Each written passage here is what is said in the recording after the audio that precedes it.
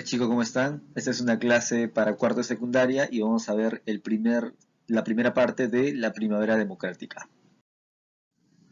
Bien, la primera parte de la primavera democrática se desarrolla durante toda la Segunda Guerra Mundial, ¿sí? Entonces, se desarrolla la Segunda Guerra Mundial tanto en Europa como en el Pacífico. Y cuando nos referimos al Pacífico, nos referimos a la guerra que tuvo Japón contra Estados Unidos, que va a ser un tema del que vamos a tratar hoy más adelante. Y también se realiza el ataque militar, ¿no? Como les dije, en el Pacífico, ¿no? El ataque militar de Japón contra Estados Unidos en el muy famoso, incluso tiene una película, ¿no? Pearl Harbor, ¿no? Entonces, ese es el contexto, eso es lo que pasa en el mundo cuando va a entrar a gobernar este señor. Bien, ahora hablemos del primer gobierno de Manuel Prado Ugarteche. A ver, Prado Ugarteche gobierna 6 años, ¿no? Del 39 al 45. Pero gobierna 6 años por la constitución de Sánchez Cerro. Recuerda que Sánchez Cerro hace la constitución en el 33. Y en el 33 la constitución dice bien claro que los gobiernos ahora ya no van a durar 5 años, como duraban con la constitución de Leguía. Ahora van a durar 6 años, ¿sí? Ahora, Manuel Prado Ugarteche, ya, no es el que aparece en la imagen, de ahí, en esa imagen pequeña, él es el papá de Manuel Prado Ugarteche. Y el papá es una persona muy especial para el Perú. Su papá fue Mariano Ignacio Prado, ¿no? Ahora, ustedes tienen que recordar quién fue Mariano Ignacio Prado. Mariano Ignacio Prado fue 2 veces presidente de la República. Mariano Ignacio Prado gobernó el Perú 2 veces. Y en las 2 veces, Mariano Ignacio Prado enfrentó una guerra, ¿verdad? Entonces, la primera guerra que tuvo Mariano Ignacio Prado, el papá del presidente que estamos hablando, fue contra España y la ganó en una coalición que hizo junto con Bolivia, Chile y Ecuador. Pero la segunda guerra que enfrentó este Mariano Ignacio Prado fue la guerra más recordada por todo el Perú, que es la guerra del Salitre, ¿no? La guerra del Salitre contra los chilenos, ¿no? La guerra contra Chile.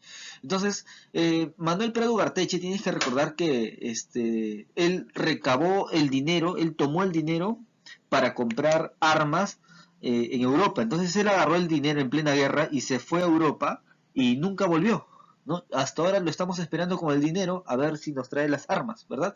Entonces, Prado Ugarteche, Manuel Prado Ugarteche, hijo de Mariano Ignacio Prado, él carga con la mochila de su padre y la gente le va a hacer recordar cómo pretendes gobernar el Perú si tu papá se fue y nos dejó abandonados en plena guerra.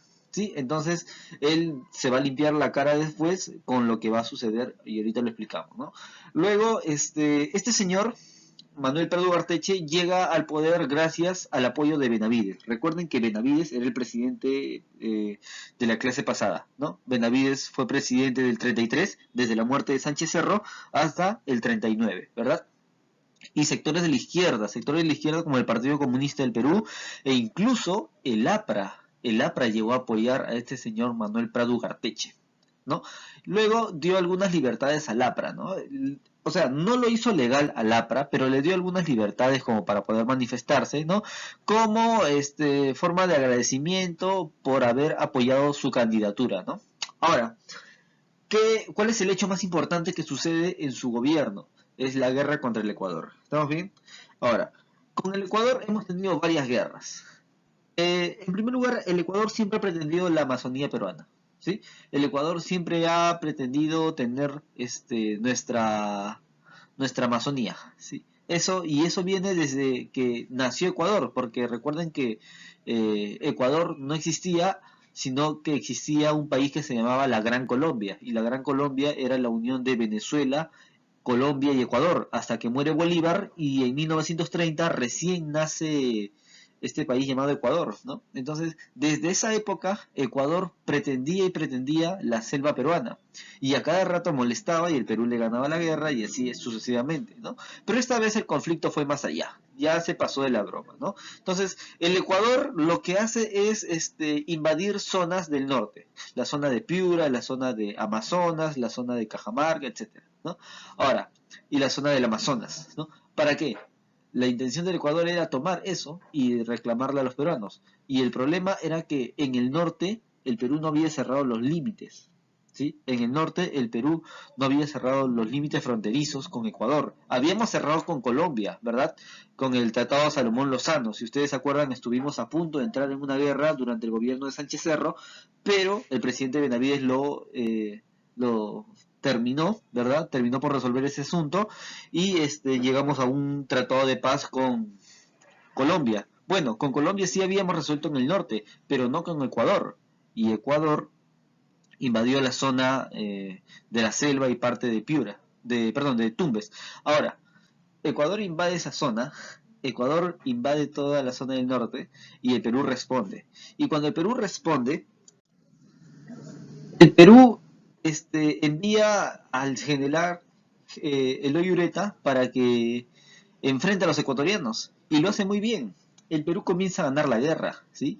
Y se da una batalla muy clave, la batalla de Zarumilla. En la batalla de Zarumilla se da el acto heroico de José Abelardo Quiñones.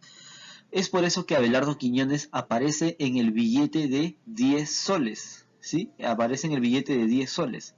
Ahora, se cuenta que en la batalla de Zarumilla, José Abelardo Quiñones fue con su avión, ¿sí? Y se estrelló contra las bases ecuatorianas, ¿verdad? Se enfrentó contra las bases ecuatorianas. Ahora, él pudo activar el salvavidas, él pudo salirse del avión y caer en paracaídas, pero no lo hizo, se inmoló. Entonces, ese es el acto heroico de José Abelardo Quiñones, ¿no?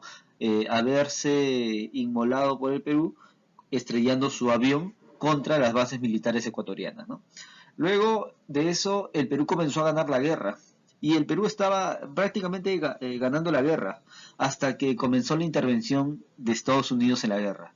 En la guerra intervinieron tanto Brasil como Argentina y Estados Unidos, entonces el Perú tuvo que detener su ataque, ¿sí? Tuvo que detener su ataque, pero a pesar de que el Perú detuvo su ataque, los ecuatorianos seguían atacando el Perú, y es ahí cuando los países que intervinieron deciden terminar la guerra y reunirse en Río de Janeiro. ¿Para qué? Para firmar el protocolo de paz, amistad y límite de Río de Janeiro, donde se declara la paz entre el Perú y Ecuador. Y también se ponen los límites a la Amazonía peruana en el norte, ¿verdad?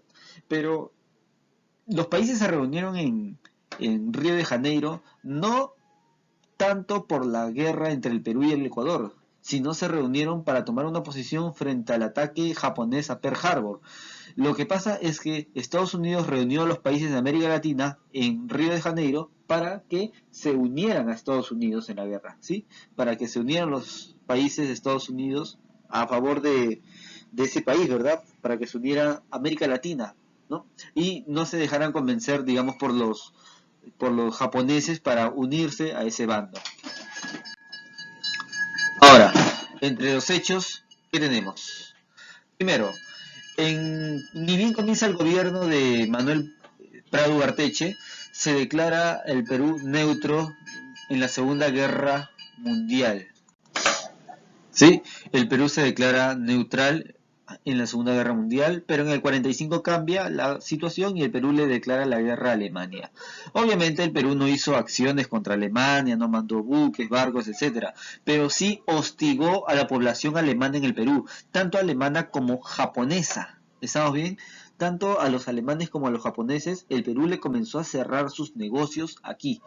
Luego, también se disminuye la represión política y eso lo vimos al inicio, ¿verdad? El APRA tuvo más libertades.